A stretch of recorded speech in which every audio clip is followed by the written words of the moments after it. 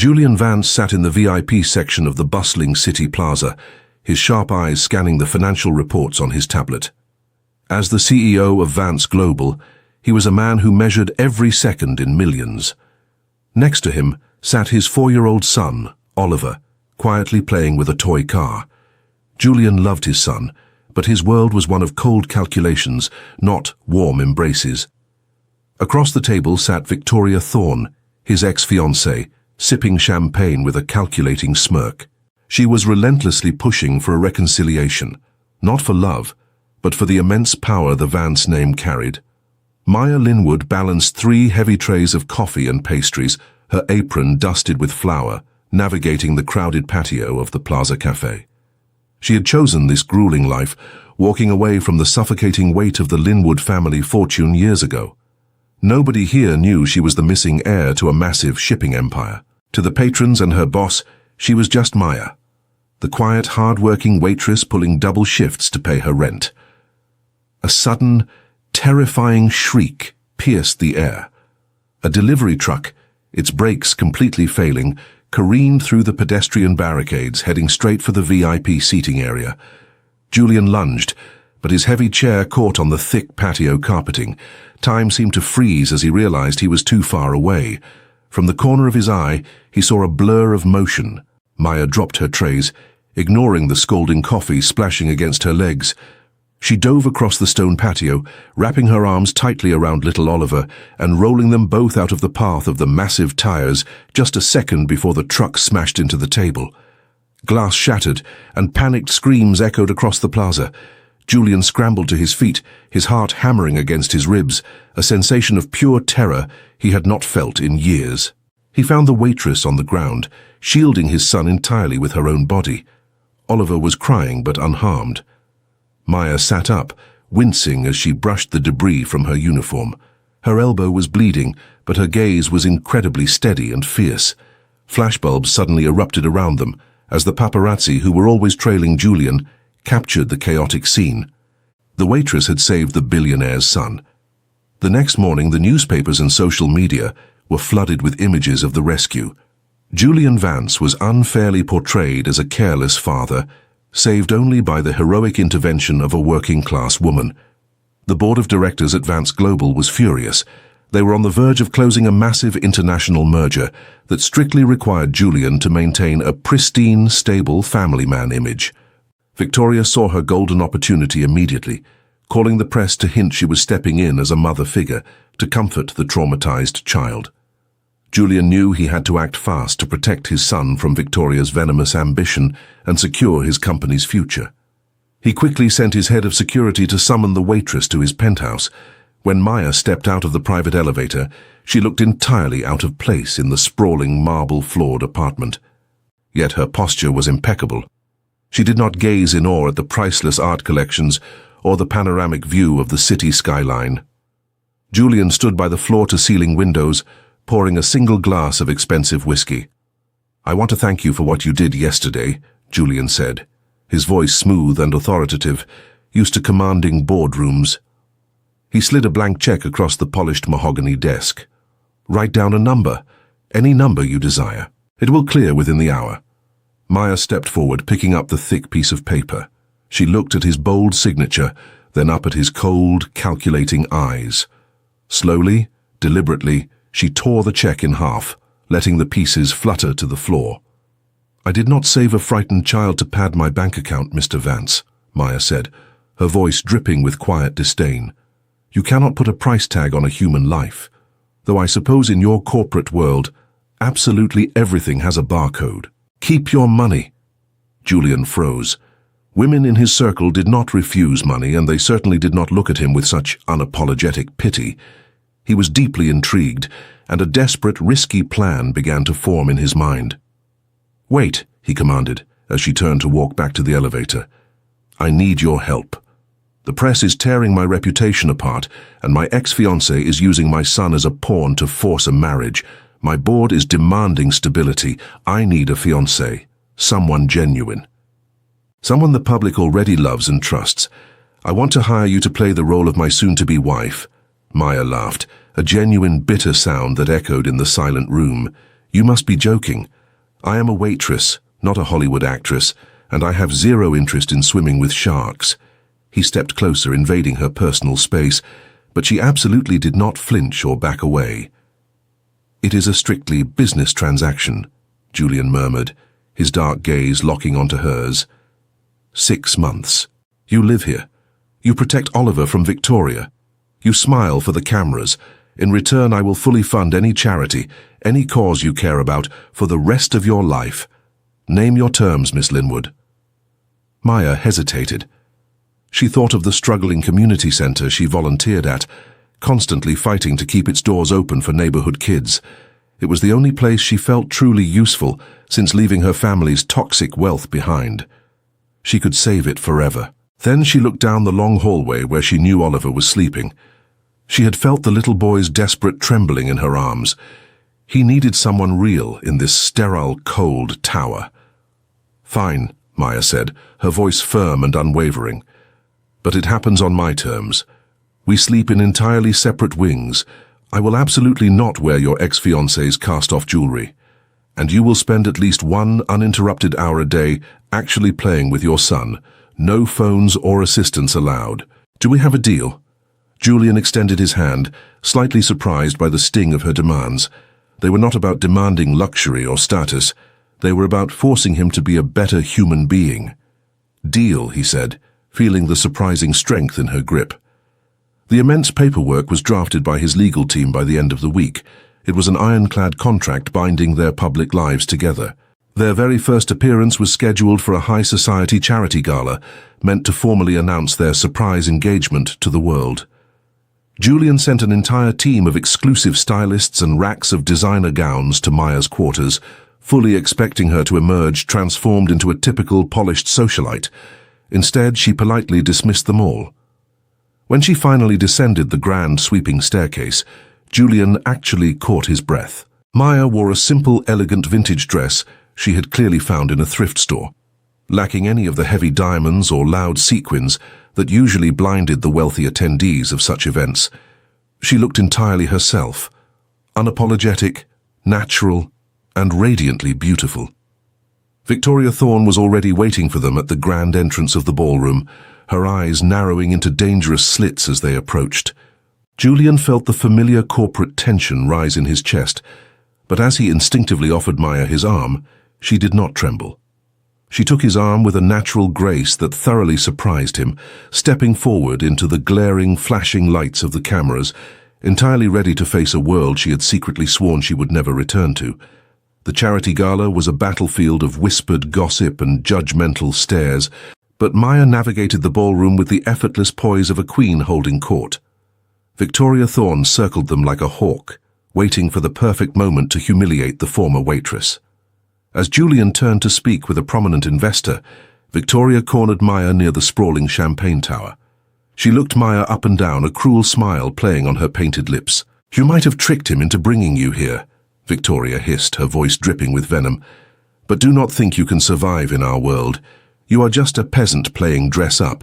You will eventually slip, and when you do, I will be the one picking up the pieces of his life." Maya did not flinch or look away. She took a slow sip of her sparkling water, her gaze steady and unbothered. "The difference between us, Victoria, is that I do not need his world to define my worth," Maya replied smoothly, her voice calm enough to cut glass. "You cling to his name because without it, you are entirely invisible. Enjoy the party." Maya turned and walked away, leaving Victoria speechless and fuming. From across the room, Julian had watched the entire exchange. He had expected Maya to crumble under the pressure of high society, but instead, he felt a strange surge of pride. She was absolutely fearless. As the weeks passed, the penthouse transformed from a sterile corporate fortress into something resembling a home. Julian, bound by his strict promise to Maya, began spending an hour every evening sitting on the floor of the playroom with Oliver. At first, he was stiff, nervously checking his watch while building awkward towers of plastic blocks. But Maya would sit quietly in the corner, reading a book, her presence acting as a grounding anchor. Slowly, the walls around Julian began to crack. He learned the names of his son's favorite toys. He heard Oliver laugh, a deep, joyful sound that echoed through the long marble hallways. One rainy evening, Maya found Julian asleep on the plush rug, Oliver tucked safely against his chest. She draped a soft blanket over them, a quiet, silent gesture of tenderness that made her own heart ache. She was falling in love with a man who was only pretending to be hers. The fragile peace shattered violently on a Tuesday evening. Julian had invited his core board of directors to the penthouse for a private dinner to finalize the international merger. Just as the appetizers were being served, the heavy oak doors swung open. Victoria marched into the dining room, holding a thick, brown envelope. Julian stood up abruptly, demanding to know how she had bypassed security. But Victoria simply laughed, slamming the envelope onto the polished dining table.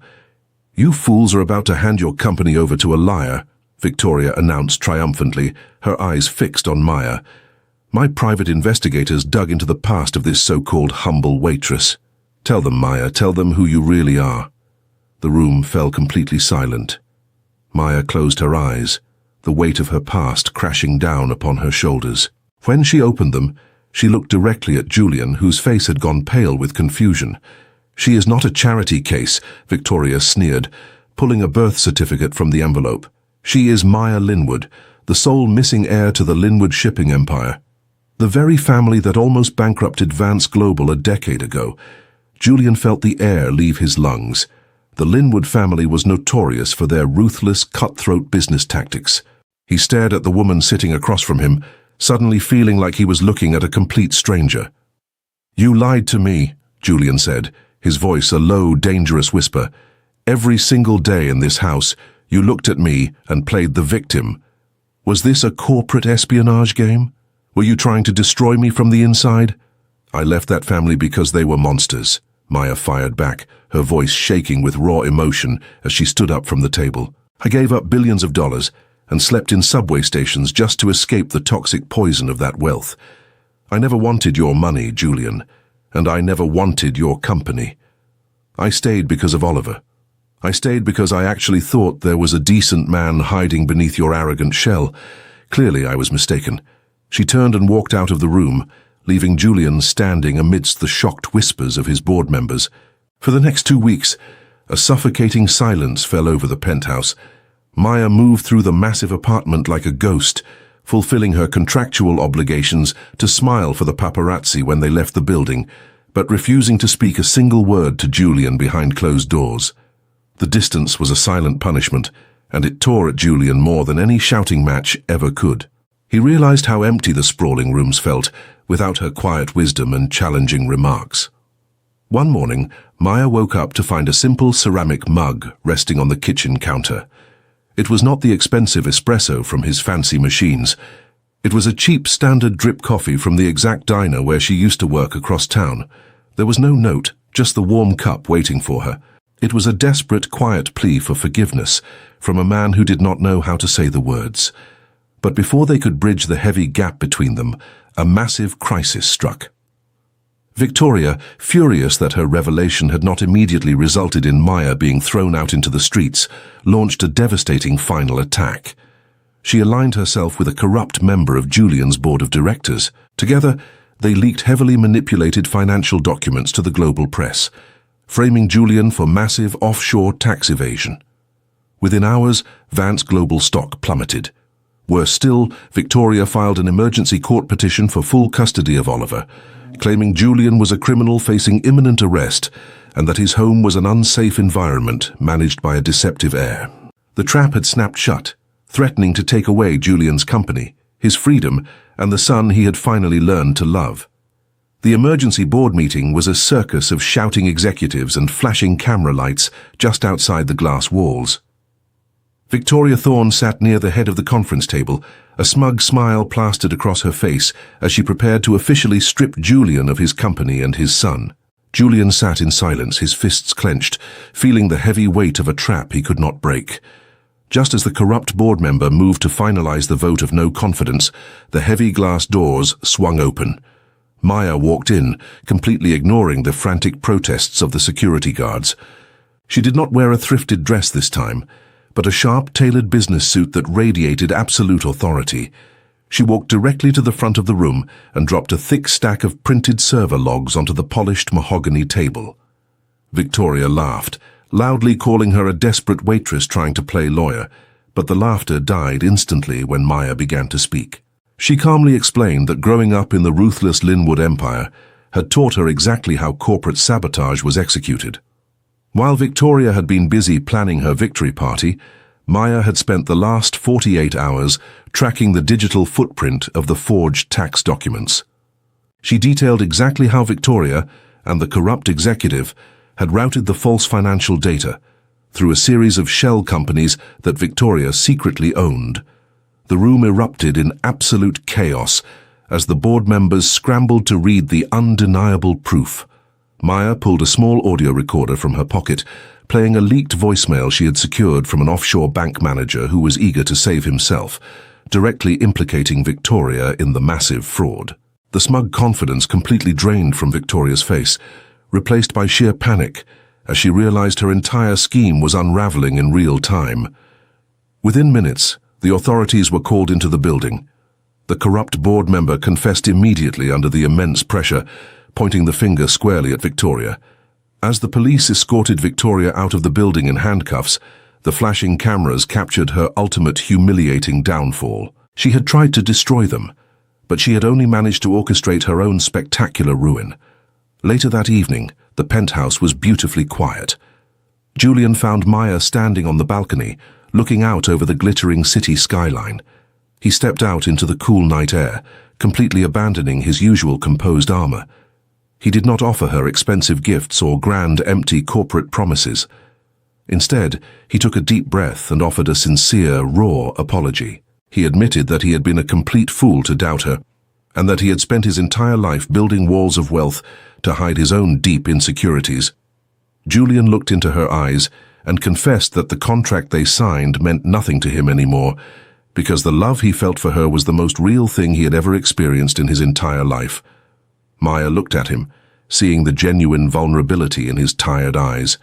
She saw the devoted father who had learned to sleep on the playroom floor, and the fiercely proud man who had finally learned to trust someone else. She reached out, her hand gently resting against his cheek, and told him that she did not want a billionaire executive. She just wanted the man who brought her cheap diner coffee when her heart was hurting. There were no cameras, no board members, and no contracts to sign. Just two people who had finally found their way home to each other in the dark. A year later, the city plaza was bustling once again, but this time the headlines were entirely different. Maya cut the bright red ribbon on a massive, state-of-the-art community foundation and culinary school, built from the ground up with Julian's full support. She was using her skills and her independence to give underprivileged youth a real chance to build their own futures. Oliver ran happily through the sunny courtyard, chasing a soccer ball while Julian watched with a bright, genuine smile that completely reached his eyes. They had walked away from the toxic expectations of their old worlds, proving together that true wealth is never found in a bank account, but in the rare courage to love without conditions. If this story touched your heart, please share it with someone who needs to hear a good story about true love and redemption. Subscribe to the channel to follow along with all of our upcoming stories. We will see you next time.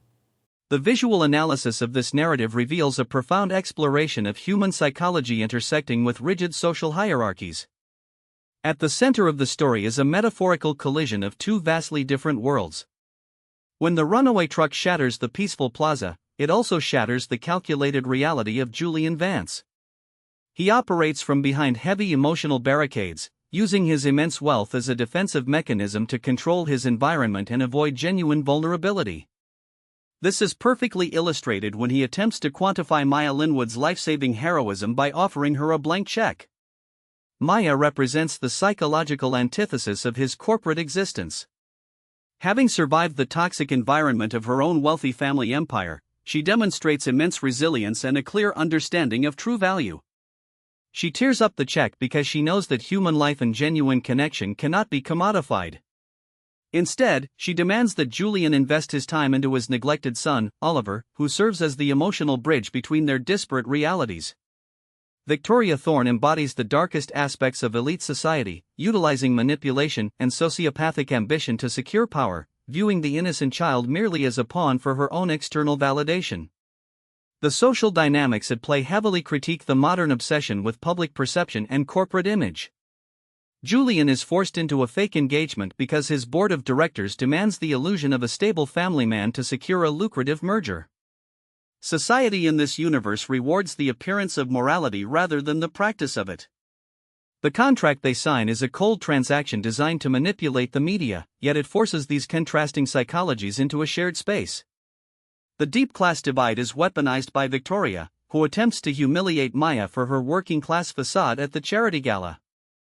Maya navigates this systemic prejudice with effortless grace, proving that self-worth is entirely intrinsic and not reliant on social validation or designer labels. Her steadfast authenticity slowly begins to dismantle the artificial constructs surrounding Julian. The transformation from a purely transactional arrangement to a profound human connection forms the emotional core of this analysis. As Julian honors the agreement by spending time on the playroom floor with Oliver, his emotional walls begin to crack. He steps out of the boardroom and into the vulnerability of fatherhood. The ultimate symbol of this psychological shift is a cheap cup of diner coffee left on the kitchen counter. After the revelation of Maya's true identity threatens to destroy their fragile bond, Julian uses this simple mundane object to offer a raw unspoken apology. It represents his complete surrender of his wealth-based defenses and his willingness to meet Maya on grounded terms. The narrative reaches its climax by addressing systemic conflicts and corporate ethics. Victoria attempts to use fraud and manipulated media to destroy Julian, representing the ultimate corruption of power. However, Maya utilizes the very knowledge she acquired from her toxic upbringing to expose the sabotage, weaponizing her past for justice and protection. The story concludes with a powerful redefinition of success and wealth. By funding the community center and walking away from the toxic expectations of elite society, Julian and Maya prove that true prosperity is never measured by offshore accounts. It is measured by the courage to face personal vulnerabilities, the capacity to forgive, and the unconditional love that finally turns a sterile corporate tower into a genuine home.